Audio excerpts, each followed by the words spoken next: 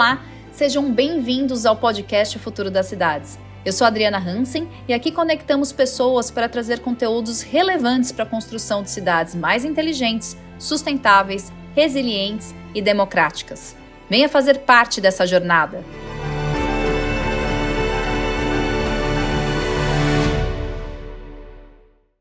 Hoje estamos aqui gravando uma edição super especial do podcast Futuro das Cidades como painel da 10ª edição da Arena Office, que acontece na House Decor aqui na Expo Revestir, para falar sobre o tema de materiais sustentáveis. Queria agradecer imensamente a esse convite do Gustavo, do Onaga, para poder mediar uma conversa com 3 pessoas incríveis que eu conheço. E eu gostaria de começar pedindo para que vocês possam se apresentar um pouquinho. Odilon, muito obrigada pela sua presença. Conta quem você é, aonde você trabalha, Adriana, coisas incríveis que você faz. É um prazer enorme estar aqui e poder divulgar um pouco dessa sustentabilidade que a gente tanto precisa. Eu sou paisagista, sou fundador da Ane Verde Paisagismo e o criador da Roca Tintas sustentáveis. Carol, muito obrigada por ter vindo. Eu que agradeço. Conheço há tantos anos, sou fã do trabalho que você faz. Conta Igualmente. Um pouquinho o que é isso que você faz. Obrigada, Adri. É prazer estar com vocês aqui também. Eu sou Carol Pitin, sou fundadora da Matéria Lab Design, que é uma empresa especializada em trazer soluções de materiais sustentáveis e gestão de sustentabilidade nas empresas, principalmente focado em arquitetura, design, mobiliário, esse setor criativo, né, que a gente fala. A gente tem uma materioteca, que a gente vai falar um pouquinho sobre isso aqui, focada para materiais circulares. Tem um jeitinho aí, uma metodologia de análise que vai ser legal a gente papear sobre isso. E é isso, gente. Prazer. Jorges. O último, mas não menos importante, Jorges Braston. Eu já te apelidei e coloquei o nome da Braston como sobrenome. Fala um pouquinho sobre você. O pessoal acha que é Jorge Braston, mas na verdade é Jorge Rosalin. Olha, os nomes bem complicados. Mas eu sou proprietário da Braston e a ideia da empresa sempre foi a sustentabilidade desde o primeiro dia do lançamento, com pisos permeáveis. E aí a gente vem com os anos evoluindo. A cada 5 anos, 6 anos, vem uma coisa nova. E em breve já estamos lançando um novo produto, que eu acho que vai agregar muito nesta entrevista de hoje. Queria agradecer demais a presença de vocês para falar sobre esse tema, então, de materiais sustentáveis, né?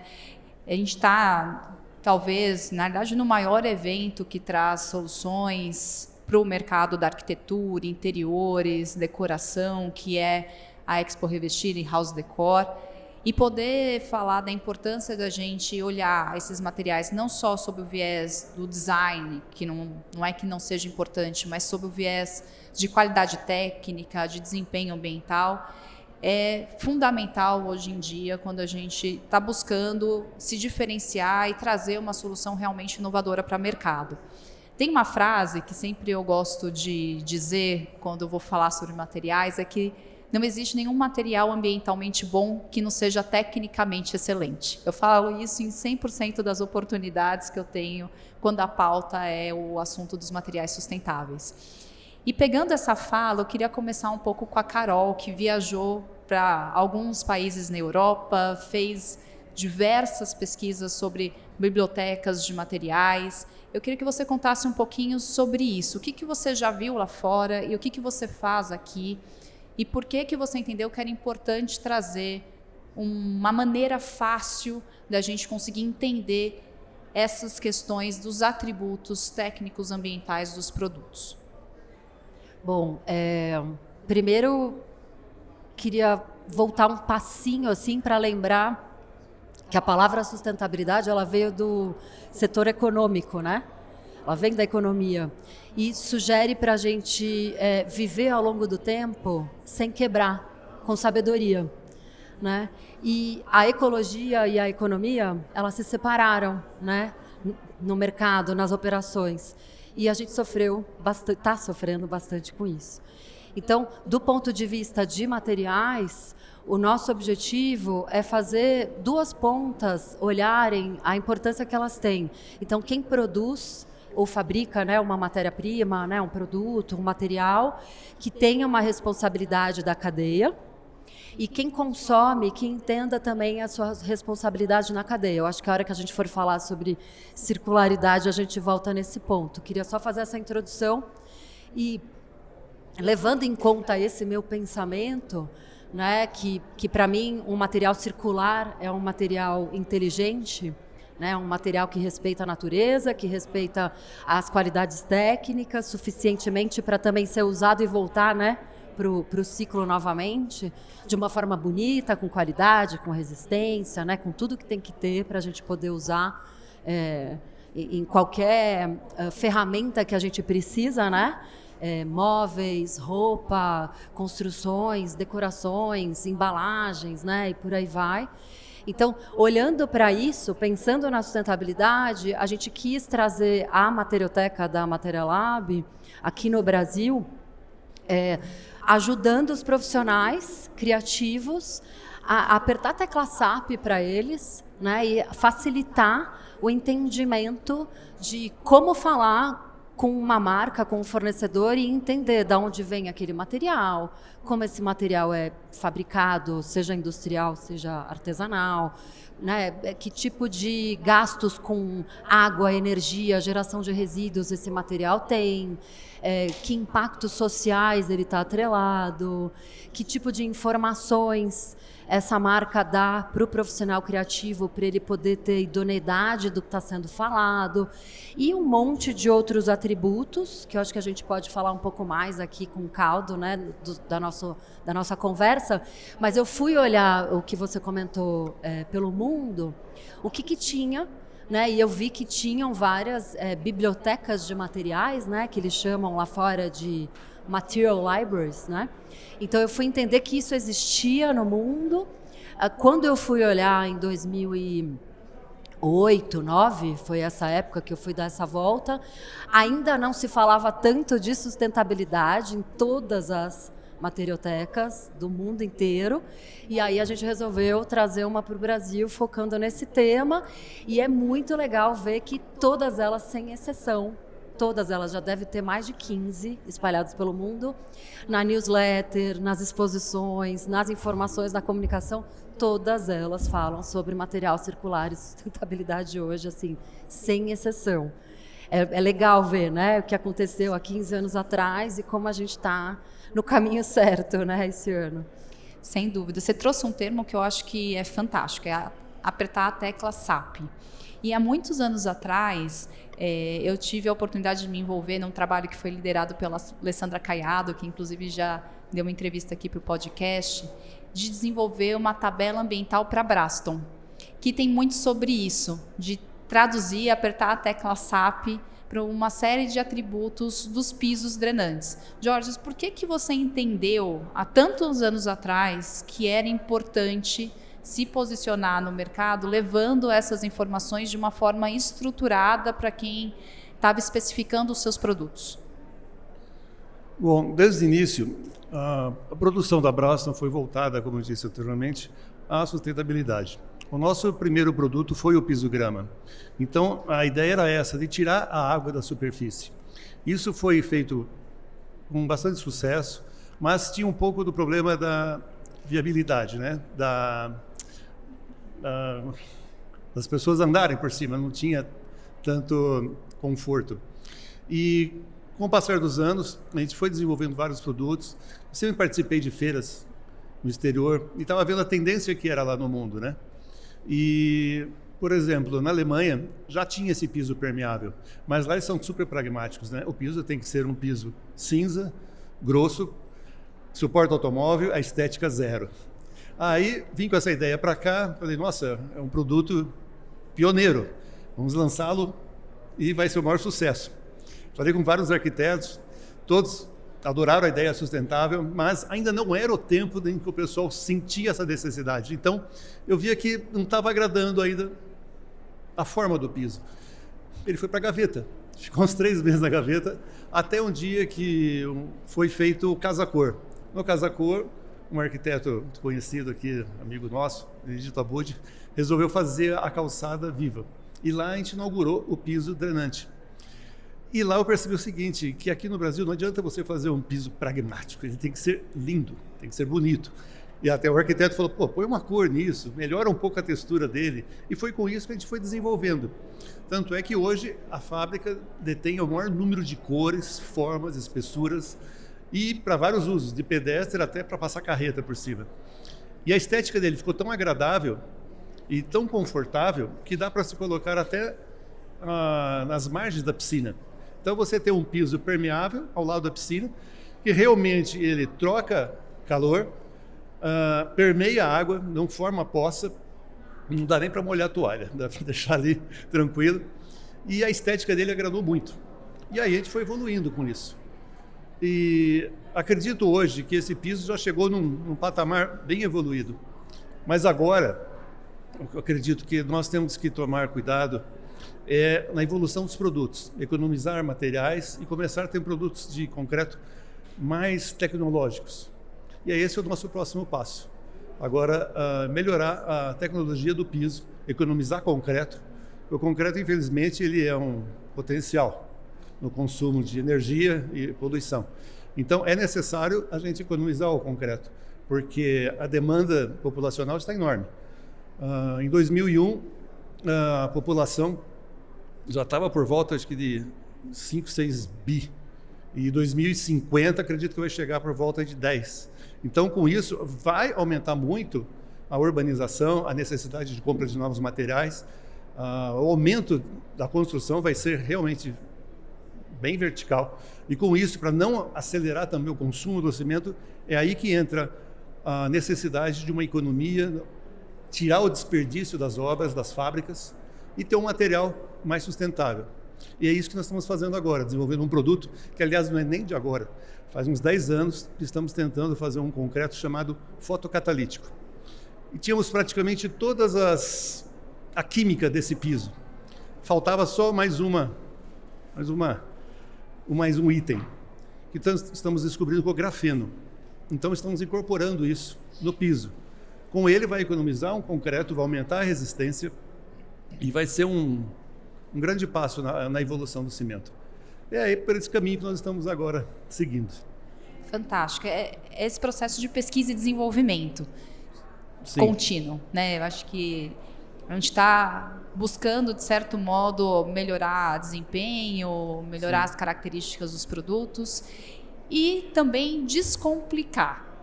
E eu acho que essa é uma palavra que eu quero usar junto com o Odilon, porque eu acho Perfeito. que o Odilon foi descomplicando o conceito da tinta com uma solução incrível, né, Odilon? É exatamente isso. As pessoas me perguntam como eu cheguei nisso. E, na verdade, a tinta à base de terra, cal, óxidos, enfim, como pigmentos naturais, existe há mais de 4.000 anos. Se pensar nos gregos, os egípcios, então nem se fala. E essa história nasceu de uma necessidade, enquanto paisagista, de criar uma linha de vasos que fosse diferenciada e que não agredisse o meio ambiente. Aí nasceu a Roca, que nada mais é do que uma experiência minha de infância, adolescência. Eu cresci em fazendas, né? Frequentando fazendas, apesar de viver em São Paulo a minha vida toda. Mas meus avós no interior tal tinham fazenda e eu frequentava. E uma das coisas que nós gostávamos de fazer nas férias era pintar todas as casas da fazenda com cal. Às vezes era cal e terra e assim por diante. A única coisa que eu fiz foi incorporar uma tecnologia, algo que tornasse isso ainda mais durável. Porque, na verdade, o pigmento natural, que pode ser extraído de óxidos, de insetos, como a cochonilha, por exemplo, ela tem uma cor carmim, um tipo de cochonilha, que é incrivelmente bonita e é ousada, enfim. Plantas. Eu só tentei resgatar as coisas que já existiam e incorporar durabilidade, resistência a ela. Enfim, foi isso que eu acabei fazendo e estou muito feliz com isso, de poder contribuir né? Com esse nosso mundinho que está precisando tanto disso, dando tantos sinais, e que as pessoas precisam abrir os olhos para isso, né? E com evidência técnica, né? Porque eu acho que essas soluções de tinta, elas sempre passam por uma dúvida em relação à qualidade e à resistência, e você conseguiu comprovar por laboratório que esse produto, sim, ele consegue atingir as resistências necessárias. Olha, né? essa foi um episódio interessante. Uma paisagista do nosso ramo e que é muito focada em sustentabilidade, um dia foi me conhecer e conhecer o produto. Ela falou, olha, Odilon, não adianta você dizer que ela é isso ou que ela é aquilo. Você tem que comprovar que ela é isso. E eu fui atrás de fazer isso e acabamos tirando a comprovação de que ela é aquilo que nós falamos que ela é. Eu já sabia, porque, na verdade, assim, uma experiência minha, pintando uma parede, a tinta respingou em algumas folhas. E isso eu fui perceber uma semana depois. E fui lá na folha para tentar ver o que tinha acontecido com a planta, se tinha danificado e tal. E a planta simplesmente continua verde. Eu virava para a parte de baixo da folha, ela estava intacta. Eu falei, meu Deus, realmente ela não agride mesmo a natureza, literalmente. E é isso. Bom, falamos em não agredir, em ter, de certo modo, essa não agressão é um pouco dos fundamentos da circularidade, né? Quando a gente pensa circularidade, a gente fala sobre o potencial de um produto se renovar dentro de um ciclo, mas, junto a isso, não perpetuar a toxicidade, né? Se a gente tem um material tóxico também e perpetua ele na natureza, quanto que esse malefício da toxicidade ele não pode se propagar e impactar o meio ambiente de diferentes formas. Pensando nisso, Carol, o que você tem visto dessas soluções e da adoção desse conceito de circularidade no desenvolvimento de produtos? Bom, o que eu quero até ressaltar o que foi falado aqui, que é bem legal, né? Então, por exemplo, primeiro, uma empresa que existe há muitos anos e que foi se refazendo, porque vamos combinar que eu acho que daqui a pouco vai ter empresa que não vai existir mais, né? Então é muito legal saber, né? Uma empresa que está preocupada com o concreto, sabe que tem emissões de CO2 importantes para mudanças climáticas e vamos lá, vamos melhorar a tecnologia do produto, colocar uns agregados reciclados ou uma tecnologia que diminua o uso do cimento. Então isso já é algo que tem a ver com a circularidade, porque a circularidade ela não é só o destino de um material, se ele vai ser compostável, se vai ser reciclado, né? Presume-se que a gente vai analisar o ciclo de vida todo daquele produto. E aí passa pela extração, pelos componentes, como ele é feito e parará, que é o que está sendo, né, exemplificado aqui. Então, acho legal lembrar, né, o que foi falado aqui, que é o que a gente tem visto, posso dar uns exemplos daqui a pouco. E essa história de também buscar, né, olha, a pigmentação ela é importante, até a sua história vem, né, começou com um arquiteto falando da pigmentação. A pigmentação é importante, mas como que a gente faz para ter uma pigmentação que seja de vegetais, que seja de um animal, olhar para trás, né, aquilo que o Krenak fala, né, o nosso super indígena, a ancestralidade é muito importante com a tecnologia e a gente une os dois e chega lá, né. Então o que eu tenho visto muito, assim, são empresas realmente a fim de mudar seus modelos de negócios, né? Aquelas que existem, né? Que vão se renovando e vão se adequando para permanecer no mundo, né? Porque as que não fizerem isso, eu acho que não vão existir. Ou eu gostaria que não existissem, né? Já começo a mostrar o que eu penso, né? Porque a gente quer ter coisas boas para colocar e aplicar no nosso design, né? Então já vejo muito isso e assim do ponto de vista prático, né? O que eu estou vendo é assim muitas empresas se unindo, então resíduos de um com resíduos excedentes, né?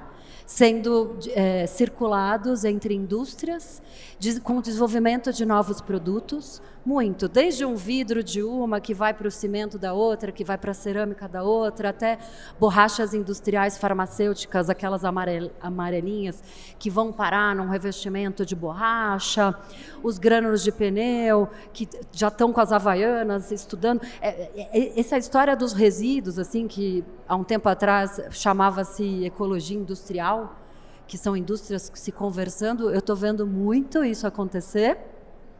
Junto com isso, por conta dos excedentes, as indústrias estão olhando também como não ter tanto excedente. Então, você comentou isso, né? Como não gerar resíduo, né? Como mudar a leveza do seu produto e tudo. Então, isso também está acontecendo. E algo que eu estava até conversando com o Odilon ali no café, que aí não dá nem para eu dizer o que é que está vindo, mas eu sei que está vindo e está muito rápido e com volume muito grande. São as pesquisas Amazônia Cerrado, com fibras e sementes novas. Eu estou impressionada com o que está vindo. Eu acabei de voltar de Manaus, em novembro do ano passado, eu voltei de Manaus, de um centro de biotecnologia da Amazônia. O que eu vi lá de fibras e sementes sendo desenvolvidas e que vai refletir na floresta, porque vai fazer com que ribeirinhas, indígenas, quilombolas tenham força suficiente, geração de renda suficiente, né, que a gente chama isso de levar a indústria para a floresta, para eles permanecerem com força, com dinheiro, para deixar na sua floresta em pé, né, fazendo um manejo adequado de tudo isso.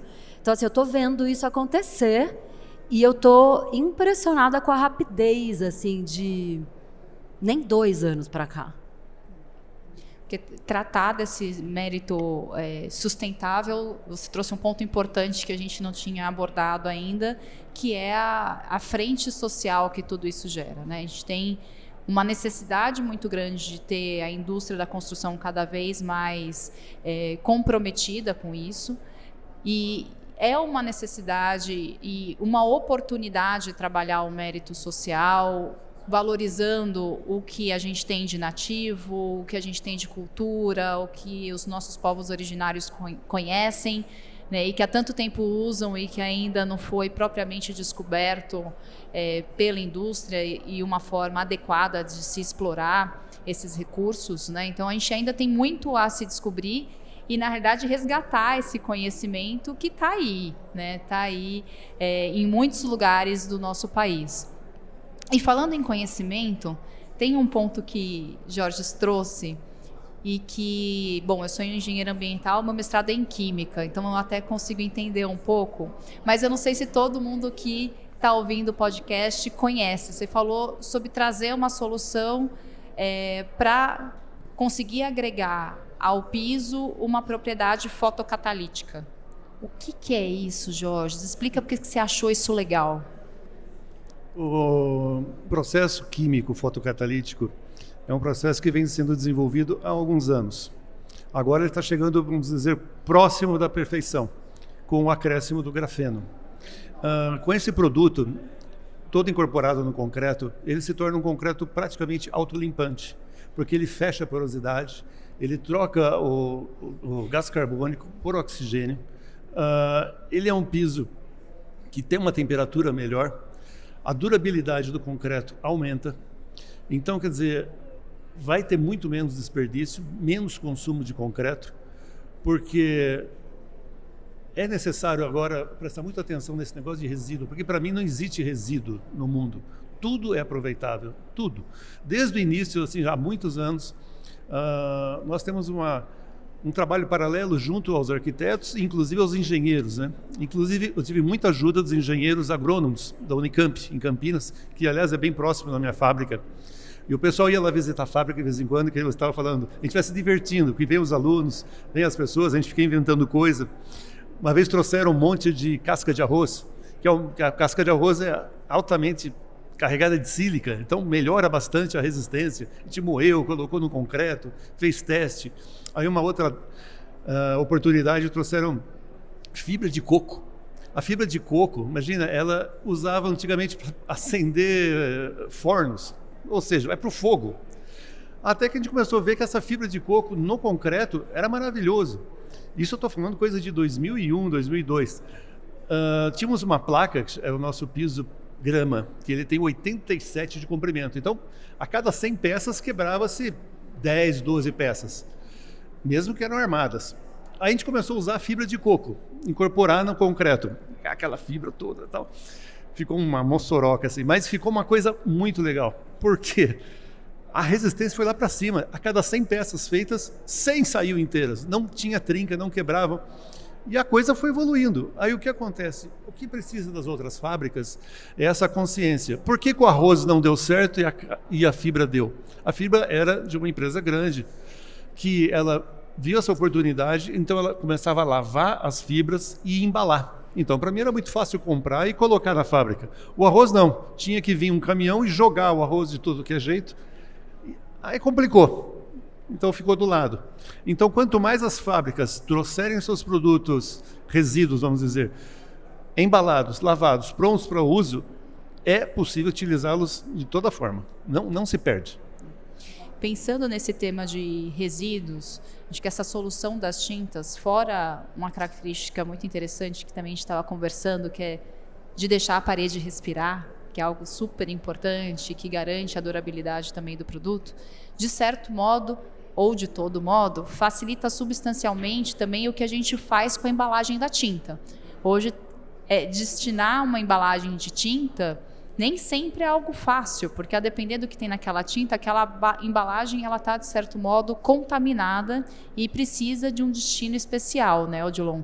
Me fala um pouco sobre como que vocês, essas características das tintas de vocês e o que você pensa em relação a essa oportunidade ou que também ela acaba gerando de poder tratar essa embalagem de uma forma mais fácil. Só voltando, retornando um pouquinho, falando sobre os pigmentos, os ancestrais usavam realmente todos esses pigmentos naturais, como nós falamos, e o interessante, que eu acho que se esqueceu, é que o pigmento natural, ou melhor, mineral, ele não desbota como os pigmentos artificiais de hoje. Então ele tem uma durabilidade muito maior, né? E a minha impressão é que essas coisas foram sendo esquecidas. Falando sobre a embalagem, no caso, a nossa tinta não contamina a embalagem alguma. Então, hoje, nós estamos nesses estudos, inclusive, o propósito dessa embalagem, nós estamos usando um plástico já reciclado e possível de ser reciclado novamente para armazenar essa tinta.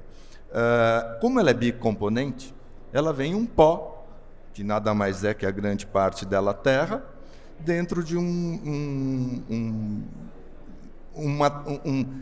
recipiente reciclável. E é assim que hoje nós estamos tratando isso, né? E realmente é isso que você falou. Muitos produtos químicos depois não podem, eles ocupam aquele recipiente, ele não pode ser usado para mais nada, que não é o nosso caso. Então a gente espera que esses recipientes sejam usados muitas e muitas vezes ainda. Então uma solução ela vai ajudando na outra, né? Com certeza. É um efeito borboleta próspero, né? Assim, um efeito positivo atrás de outro efeito positivo, que é o que a gente busca quando a gente trabalha o tema da sustentabilidade, né? E dentro desse tema da sustentabilidade, pensando em pessoas, o conceito do que a Carol tem feito bastante, de certo modo, é trabalhar a educação, né? Trabalhar conhecimento e formas de se apresentar dados a respeito desses materiais. O que eu percebo muito, né? Quase 20 anos aí trabalhando com sustentabilidade em construção civil, é de fato uma dificuldade da gente acessar informações e também das pessoas conhecerem o que é importante em relação a um produto. A gente tem uma diversidade tão ampla de materiais que é difícil a gente conhecer sobre todos eles, né? Então é um trabalho contínuo de desenvolvimento e educação. Fala um pouquinho sobre isso, Carol. Como que você estruturou, né, os temas dentro da biblioteca, da Matéria Lab? Como que você trabalha essas formas de comunicação para trazer esse conhecimento ao público de uma forma mais organizada e acessível? A gente dividiu em uma classificação básica: tintas, vernizes, impermeabilizantes, cerâmico cimentício, têxteis, polímeros. E aí foi surgindo as subdivisões, né? Então, por exemplo, o couro ganhou o upgrade dos têxteis. Os couros vegetais, né, os tecidos agora que estão chegando, substituindo o couro, estão também chegando numa outra subdivisão. E por aí vai, né? Dos polímeros, alguns também têm uns destaques como EVA, o PET, parará. E é isso, a gente foi também adquirindo essas subdivisões quando a gente também foi entendendo, junto com os profissionais que trabalham com a gente, como você se apresentou. Eu sou química, eu sou engenheira, ou seja, a gente também tem profissionais interessantes com a gente, porque a gente precisa ir entendendo aos poucos todos os tipos de materialidade, com as especificidades de cada um, né? E aí, ao longo dos anos, a gente foi fazendo duas coisas além do nosso próprio, né, trabalho, nossa própria equipe. Claro, conversando com as indústrias, conhecendo os próprios fornecedores, nos ensinando muito, né? Agora a gente foi fazendo duas coisas em paralelo. A primeira, fazendo parceria com as associações, né? Por exemplo, você falou das latas de tinta, né? A Brafat, a gente entende como que você faz para descartar uma tinta, que entra lá no site, tem os pontos de entrega voluntária, e a partir daí a gente conversa com os profissionais que trabalham com a gente para a gente poder passar esta informação. Então, a mesma coisa com as associações brasileiras de todos os segmentos, né? A gente vai se aproximando, e paralelo a isso, que acho que é o mais... não diria importante, mas o nosso ativo mais legal, assim, acho que na empresa, é parcerias com as universidades. Então, tem vários laboratórios em diversas universidades espalhados pelo Brasil, desde engenharia de materiais em Botucatu, até a Poli da USP, o pessoal da Unicinos do Sul, tem um pessoalzinho lá no Norte, tem um monte de gente estudando coisas assim super diferentes dentro das universidades. Até a gente já se cruzou numa dessas com o professor Gionderi, lembra? Sim, lá atrás. Então é isso, por exemplo, aquele laboratório lá dentro da USP que chamava C2C, que é de engenharia química, ou seja, a gente tinha lá uma colaboração, né, um contrato com vários aditivos, geralmente com quem está fazendo mestrado, doutorado, que está pesquisando coisas ou malucas, ou, né, como alguém pesquisando o novo biopolímero a partir da casca da batata doce. Isso existe, e essa pessoa ou vai entrar no mercado ou vai contribuir para alguma coisa daqui a pouco, e a gente acompanha. Ou uma pessoa está, de fato, estudando o ciclo de vida de algum material, aí é uma coisa um pouco mais técnica, mas para nos subsidiar depois, né? Para essas informações todas. Então, a gente vai em paralelo com diversos players do mercado, para não estar sozinho e para a gente conseguir, né, ir surfando um pouco essa onda de complexidade que é essas informações e essas educações todas que a gente precisa passar com idoneidade, né? Porque não é... Assim, não é difícil porque a gente tem várias mãos, né? Mas é bem complexo, né? A gente tem que encarar, né? essas informações todas, né? Precisa digerir, pesquisar, né? Exato. Pelo menos hoje... Catalogar os laudos, todos que vocês estão conversando, o que você está fazendo, buscando... Você falou, né? Eu preciso de comprovação, né? Claro, falar é muito importante. Agora... um PDFzinho de terceira parte, dos laboratórios, né? Ou diversos PDFs, diversos laudos que um produto pode nos prover, nos dá muita segurança. Exatamente. É essa comprovação técnica que a gente busca para atingir hoje questões que são importantes dentro da construção civil, que são os nossos desempenhos, atendimentos de norma. E até pensando nisso, acho que uma das normas relativamente recentes são as normas relacionadas aos pisos de concreto, aos pisos drenantes, né, Jorge? E eu lembro que na época que a gente trabalhou com vocês, a gente chegou até a fazer um vídeo para explicar um pouco como que faz para o piso efetivamente ser drenante, né? Porque a gente via até situação de piso drenante sendo instalado em cima de área impermeável, ou seja, perdendo a sua função principal, que é percolar a água efetivamente.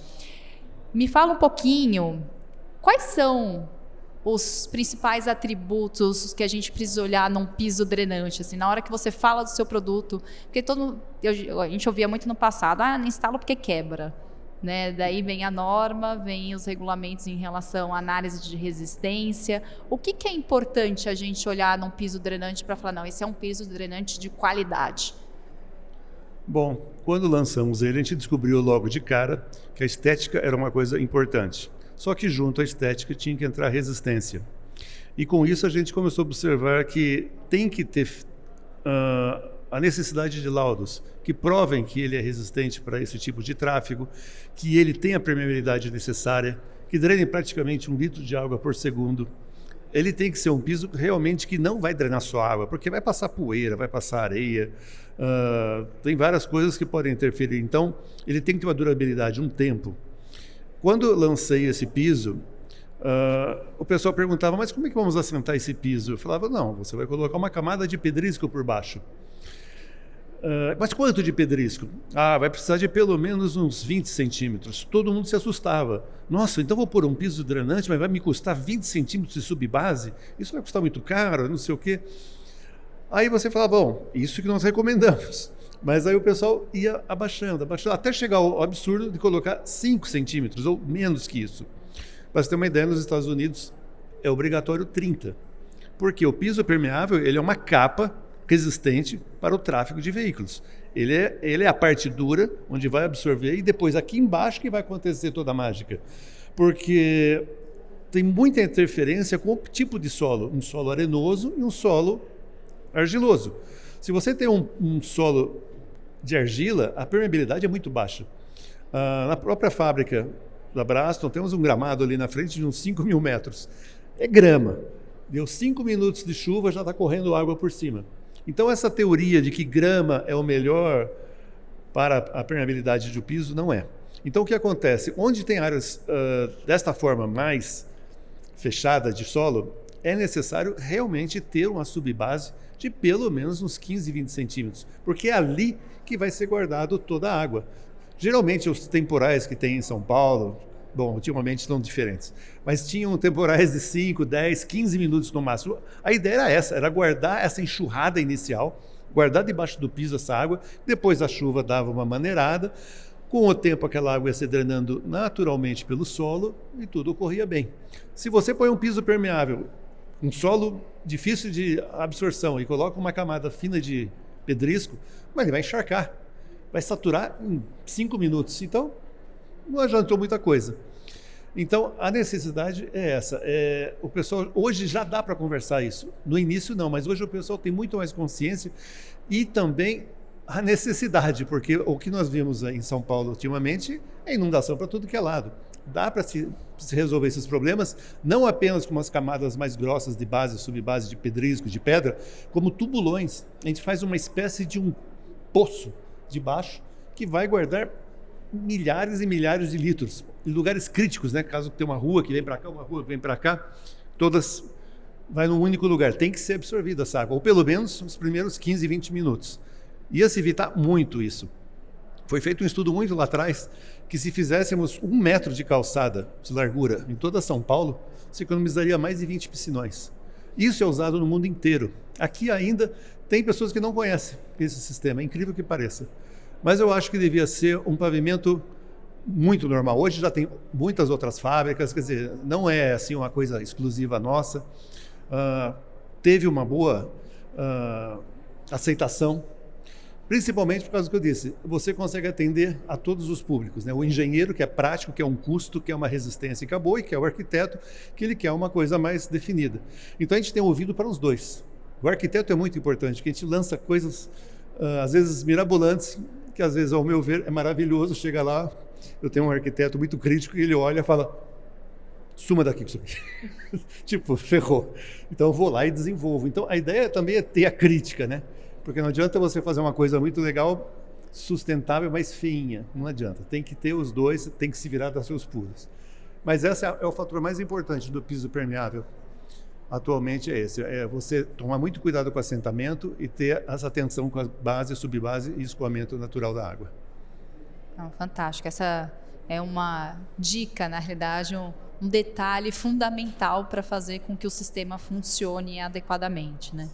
Dilon, sobre o mérito da tinta, o que é importante olhar em relação à tinta na hora de fazer uma especificação sobre o lado técnico e, querendo ou não, o ambiental também?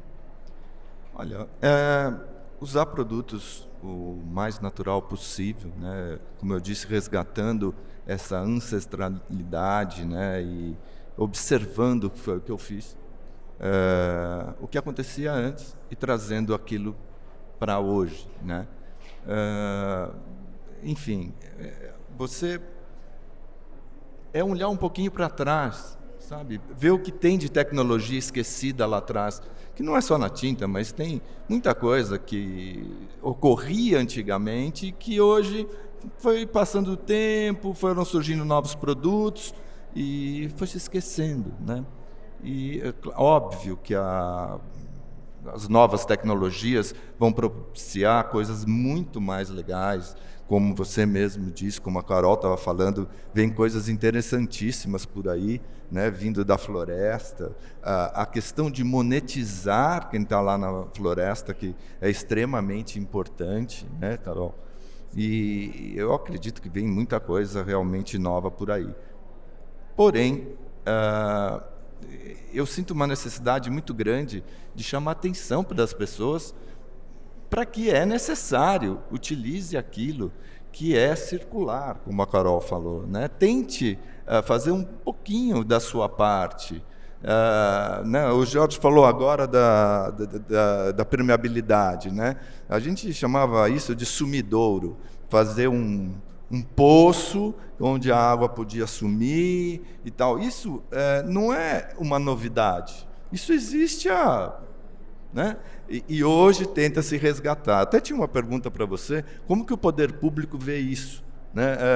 Existe alguma norma? Né? Por que o poder público não passa a exigir que as calçadas sejam feitas com esse colchão de permeabilidade, né? Ou consumidor, enfim, algo que com certeza ia melhorar absurdamente a nossa situação. É questão de se adaptando. Eu estou achando que hoje o público está muito mais atento a isso. Há 20 anos atrás, como se era uma novidade, ainda o pessoal não queria levar a fundo isso. Queria ter um piso sustentável. Eu comprei um piso drenante em casa, penso um pouco na ecologia, tal, na sustentabilidade, mas não, hoje está virando uma necessidade. Minha filha, inclusive, que tem 18 anos, ela é atenta a todos esses detalhes. Incrível, eu nunca olhei isso, papel no chão. Nossa, se eu fizer, se eu louco de fizer isso aqui com papel, estou morto. Então, ela é atenta a vários detalhes. Assim, e ela, os amigos, conversam sobre isso.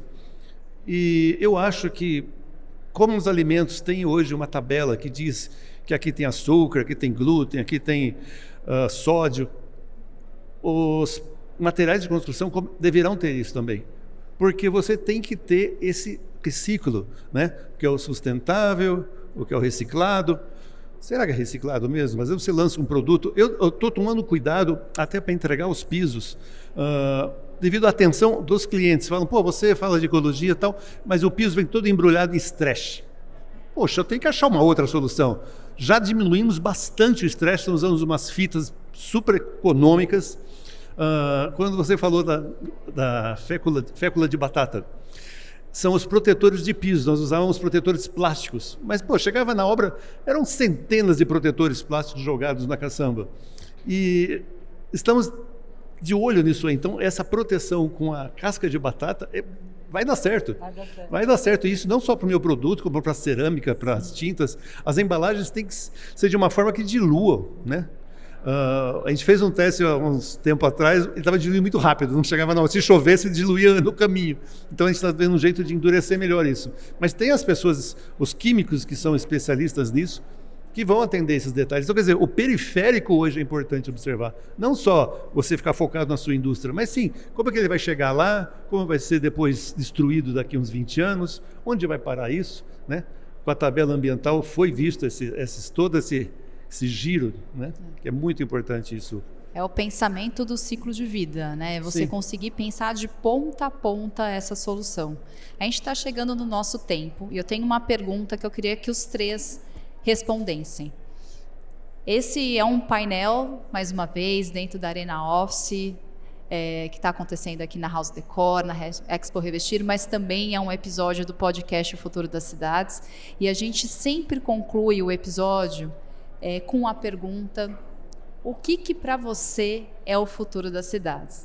Então, diante de tudo que a gente conversou, de todo esse brainstorm que a gente fez, essas reflexões ricas, eu queria ouvir de você, Odilon, da Carol, do Georges, para vocês, o que vocês desejariam para esse futuro, pensando sobre os materiais, sobre tudo que a gente pôde conversar ao longo desse painel. Eu vou tentar resumir numa palavra só. É conscientização do consumidor.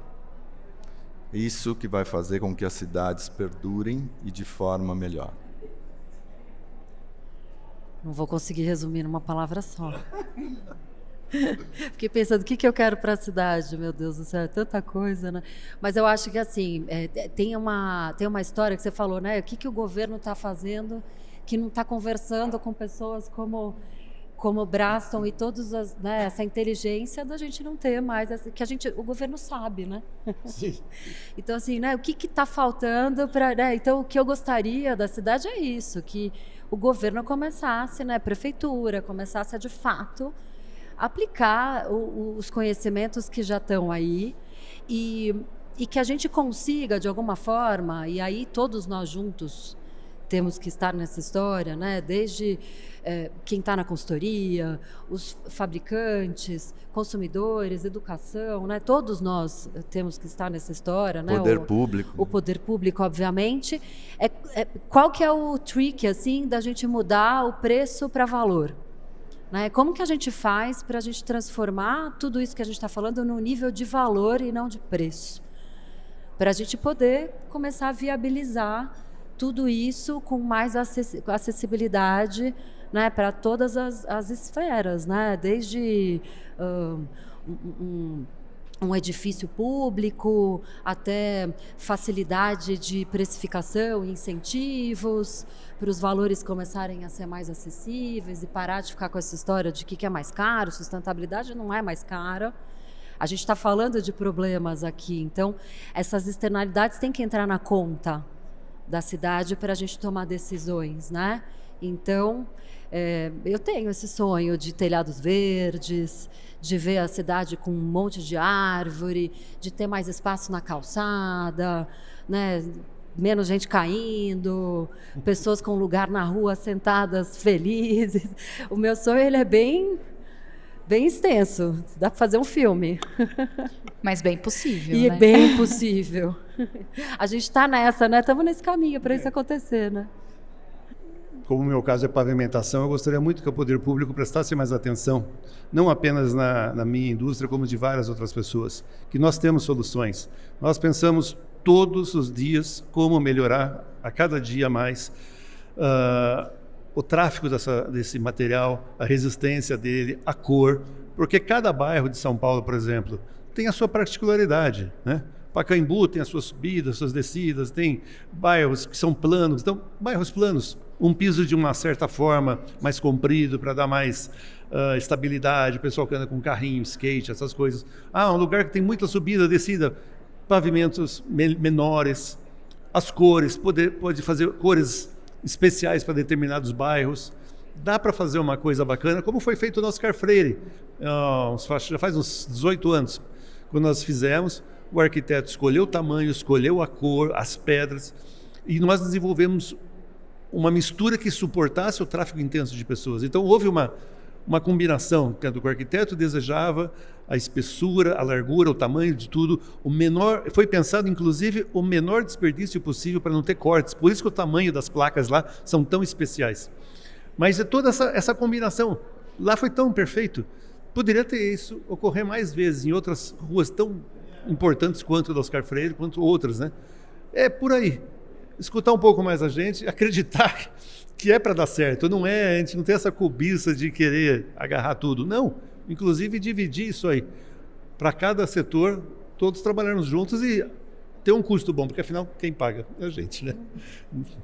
É mais ou menos por aí. Gostaria de agradecer imensamente. Eu acho que a gente trouxe aqui uma reflexão sobre conexão, sobre trazer a cidade mais próxima da natureza, mais próxima das pessoas, comunicação, educação. Foram tantos conceitos importantes dentro de um tema que é materiais sustentáveis, porque ele acaba, né, se esbarrando em todas essas temáticas e precisando de todas essas questões serem tratadas para que a gente consiga chegar num futuro melhor para os nossos espaços, para os nossos ambientes. Esse conteúdo certamente deve ter trazido muitos insights para você, como trouxe para mim.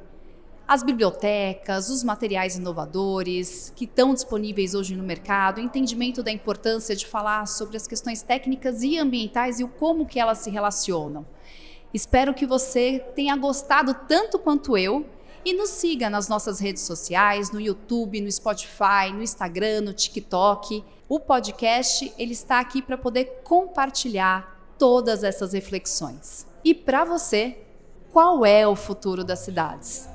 A segunda temporada do podcast Futuro das Cidades foi pensada para trazer reflexões e soluções importantes rumo à construção de um futuro com cidades mais sustentáveis, resilientes, saudáveis e democráticas. Gostaria de agradecer aos patrocinadores que apoiaram a segunda temporada, Sebrae, 3M, Braston e Roca Tintas.